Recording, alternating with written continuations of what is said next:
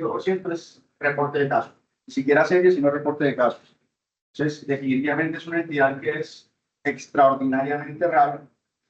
Alrededor de 1955 describían que solamente había reportes de 3 casos, de los cuales 2 tienen presencia bilateral, y de ellos el primero se reportó alrededor de 1902, predominio bilateral principalmente.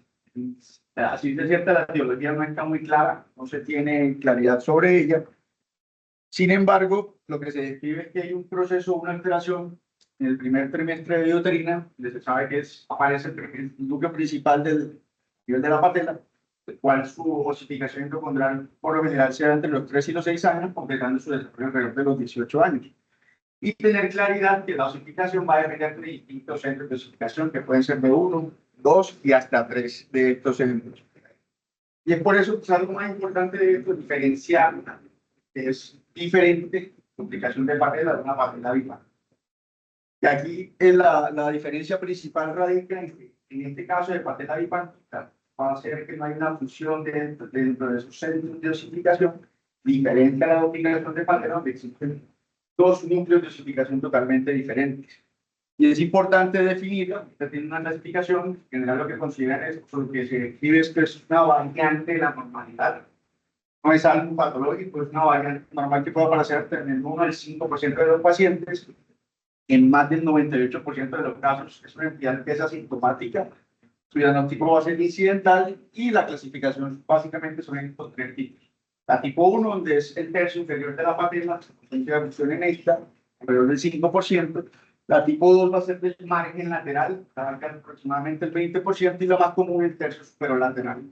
Externo, es el 70-75% de los casos. La teoría en cuanto a esto no es muy clara tampoco, porque tiene una hipótesis, es un trauma a edades tempranas que dificulta su fusión, o lo otro es una inserción anómala del vasto lateral, pero principalmente es para diferenciar una entidad de la otra. En cuanto a la duplicación patelar, tenemos una clasificación diferente. Básicamente son 3 tipos. Saben que son centros de osificación independientes que van a dar, y su clasificación principalmente va a ser por la posición, más que por la forma. Entre los cuales tenemos tipo 1, 2, 3 o A, B o C.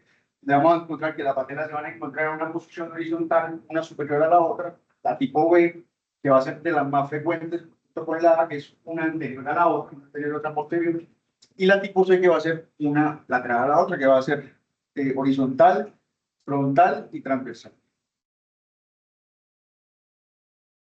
Nuevamente en una imagen dentro de los artículos que describían, las más comunes, como les describía, van a ser esta, la horizontal y el plano coronal.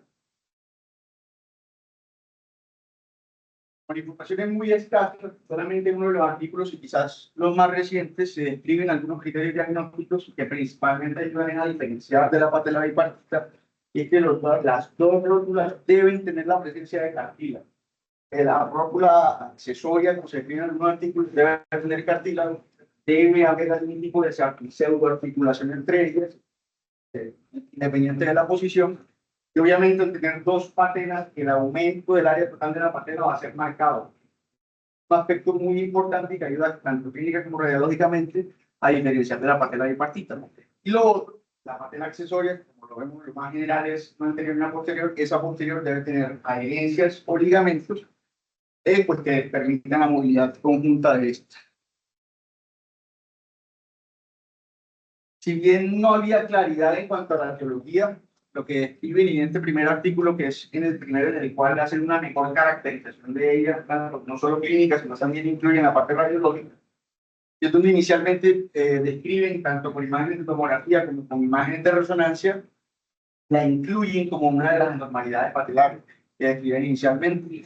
La incluyen como en ese grupo, mezclándolas un poco con las variantes en notificación de la vitrio o pentapartita, anomalías en forma, anomalías en posición, en la formación, y describen como una entidad aparte la duplicación patelar a la doble patela. En este otro artículo, de 1998, que fue el único en el cual no la consideraban un espectro aparte de la bipartita, sino que consideraban que era un espectro de las rótulas parciales. Y la clasificaban en este grupo, que era la posición de ellas, principalmente coronal, pero no las diferenciaban como tal de la bipartita. Es solo para ilustrar, pero la gran mayoría de los artículos sí la describían y la asociaban con una entidad totalmente diferente.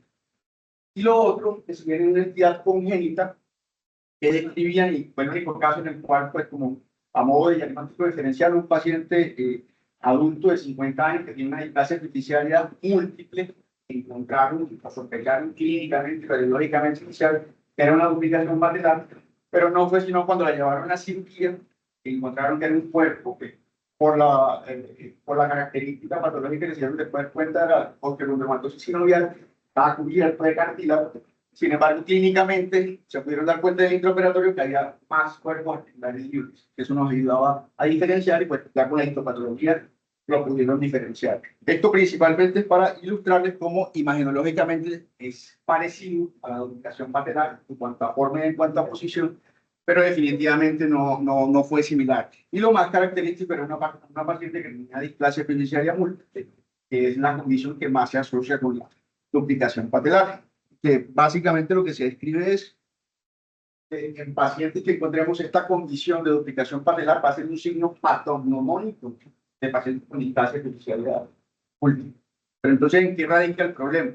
Quiero decir, un trastorno intraarticular, y principalmente porque si vamos a tener dos cuerpos o dos patelas, uno de ellos va a comportar un cuerpo libre intraarticular.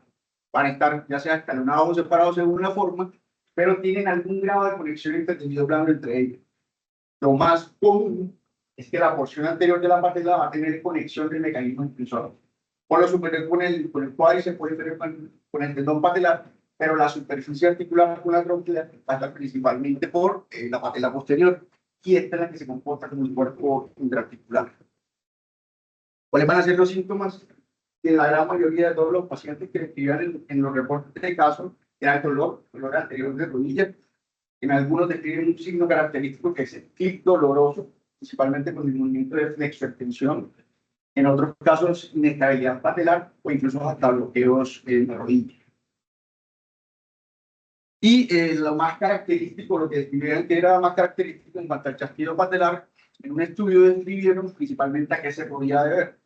Saber que la relación entre la anterior y posterior en la extensión de la rodilla pues se encuentra totalmente alineada, pero cuando veían que la flexión aumentaba de 30 a 45 grados, al tener contacto el fragmento posterior con la tróquea, se quedaba un poco. Al aumentar la flexión más de 45 grados, se traía nuevamente y ese era el clic que sentían, a la sensación de clic dolorosa, por lo cual justificaban pues, este signo. Esta es una imagen clínica de ese artículo, en la cual, si se dan cuenta, hay un resalto cuando supera esos 30 a 40 grados.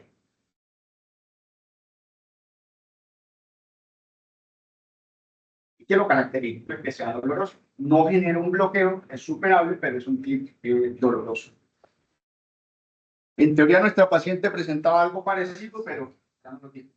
Por eso hice traer este video. Y lo otro es mostrar también un video de la parte artroscópica, de cómo hacían ese movimiento, cómo encajaba ese contacto de la porción posterior de la patela con la tróquea y lo superaba con el aumento de la flexión.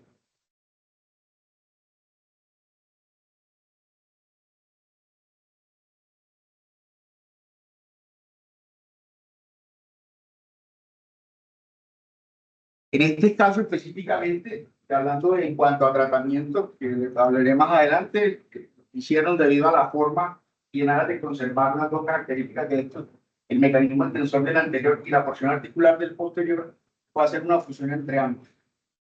Va a hacer un escariado de la superficie articular de la parte posterior de la masa anterior y de la parte anterior de la posterior, y se fusionó con unos tornillos canulados.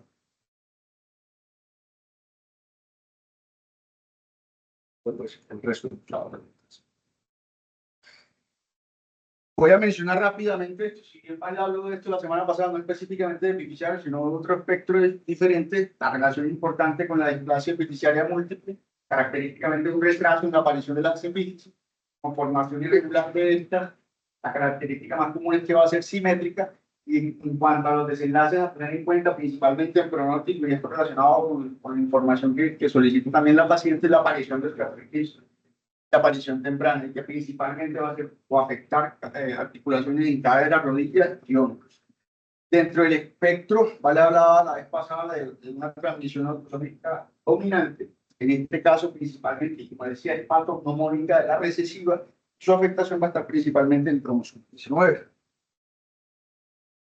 El problema en esto va a ser principalmente la osificación endocombral. Vamos a ver que las células van a ser irregulares y desorganizadas, que si bien el cartílago inicial es normal, la falta de soporte óseo es lo que deforma las epífisis, y estas pues, van a ser las más afectadas. Algo importante de esto y que diferencia las displasias espondilopiticiarias es que no involucra el compromiso de la columna y que a nivel de los huesos tubulares en las manos y los pies pueden ser cortos, ganando braquialgias. Y principalmente, como quería escribir, era la aparición en este grupo de pacientes, que por lo general se entre la cuarta y la quinta década aproximadamente. Y es lo que escribían, adicional pues a la confirmación genética, con criterios de buceo, compromisos bificiarios de más de 2 articulaciones y que sean predominantemente las que más afectan. Entonces, en cuanto a opciones de tratamiento quirúrgico, adicional a la función que habíamos mencionado previamente, este es el primer caso y el único reportado en Colombia, uno de los autores, Rubén, le llegó un médico de la ciudad, pero este era un paciente de 30 años de edad. Tenía compromiso bilateral, tenía con síntomas clínicos, dolor anterior y en él, si bien en la literatura que ellos revisaron, encontraron una de las opciones, lo que más se hacía era la función, que consideraron y que vieron. Ellos describen que prequirúrgico hicieron una evaluación con flexión, se dieron cuenta como el fragmento posterior se ascendió totalmente, comportaba literal un cuerpo intraarticular. Y que se dieron cuenta que si de pronto hacían fusión, dado por la edad, por la falta de unión entre los fragmentos, su principal problema iba a ser la no unión, que iba a consolidar. En ese momento lo que hizo, además de explorar artroscópicamente, fue la decisión del fragmento. Es decir, igual en la parte artroscópica, quiero el fragmento, para un cuerpo libre, pero tenía algunas adherencias, algunas picas, que ellos liberaron de artroscópicos y luego un abordaje para patelar lateral hacen la extracción de los cuerpos. Una imagen de una de las rodillas, se operaron las dos al mismo tiempo, se hizo resección a ambas.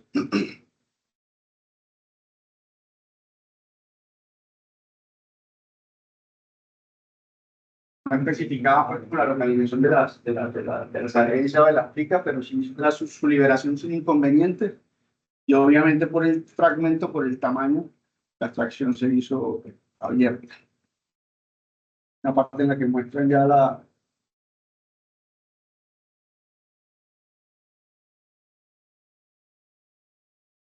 el abordaje para patelar, la terminal lateral y su extracción del fragmento.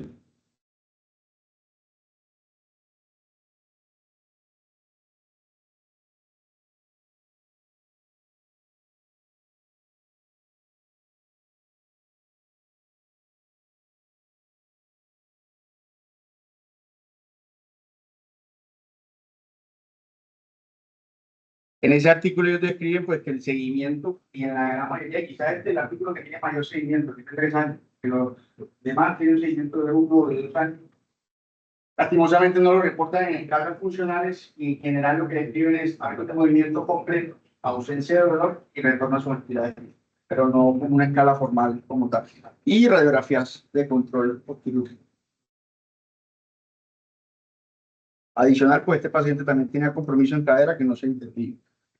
Y este quizás es la primera descripción, diferente de las otras que las había mostrado en cuanto a fusión de resección de la patela. Pero en este caso, si se dan cuenta, no es el mismo tipo. Y fueron en un tipo frontal en la cual se encontraba una al lado del otro. Por los movimientos, una de ellas se lateralizaba y la otra se iba a la zona intercondil. Era un paciente mucho más pequeño. Y este solamente, además, no solamente se hizo la resección, sino la centralización de la patela, medialización del tendón patelar. Este describe un seguimiento de 2 años y lo mismo, describe una función normal, sin algo específico, y que el paciente se encontraba pues, realizando deportes de su edad. Este es otro de los casos donde hacen función, otra vez como diferente, porque no usan los 3 tornillos caldados, un tornillo Roca parcial. Se ve intraarticular, pero el artículo pura y hiperpura que bajo visión clínica no se palpaba, no se sentía. Hicieron artroscopia incluso para evaluar las lesiones adicionales y no encontraban pues ninguna alteración. Ahí un retiro de material de síntesis a los 2 años. Y lo que describen pacientes sin dolor, movilidad completa y reintegrada, describen que sí lo retiraron por miedo de que protrudiera el material, pero que no había solución.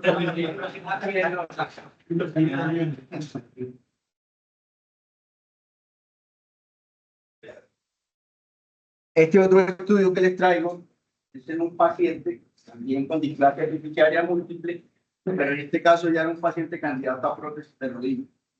No le habían diagnosticado la duplicación patelar en el momento en el que lo estudian, se encuentra en colección.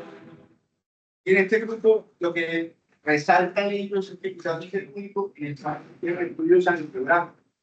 Porque ellos tenían la que querían evaluar era que secamos una paqueta, regularizamos la superficie articular de una y funcionamos, o la dejamos solamente en ella. Y querían ver si iban a resecar, cuál parte de la resecar pasaba en la vascularización.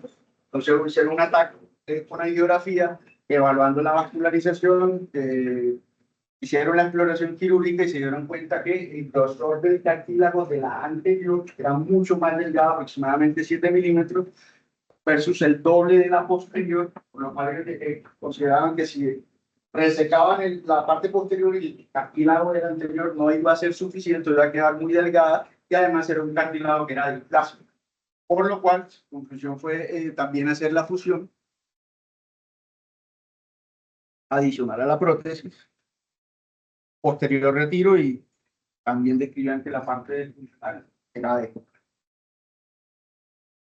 Entonces, en cuanto a posibilidades de tratamiento, si bien los reportes de casos no superan los 40, solamente encontré 9 en los cuales el reporte de casos incluía el tratamiento quirúrgico.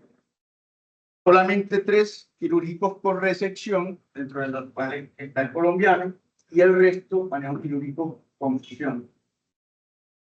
De todos ellos, pues todos describen su mejoría del dolor, sus buenos resultados funcionales, en cuanto a dolor, retorno a sus actividades. Sin embargo, como ya he mencionado, no hay escalas objetivas para evaluar la función y el seguimiento no supera los 3 años.